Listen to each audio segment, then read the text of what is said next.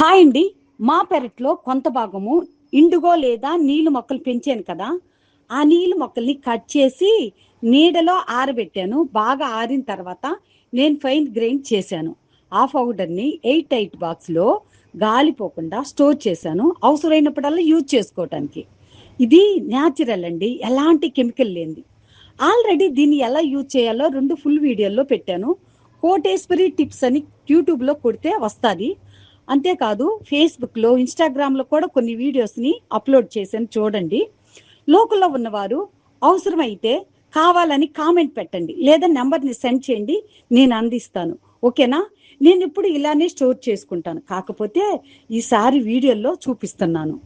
ఈ వీడియో మీకు నచ్చింది కదండీ! లైక్ చేయండి, షేర్ చేయండి, మీ అభిప్రాయాన్ని కామెంట్‌లో పెట్టండి.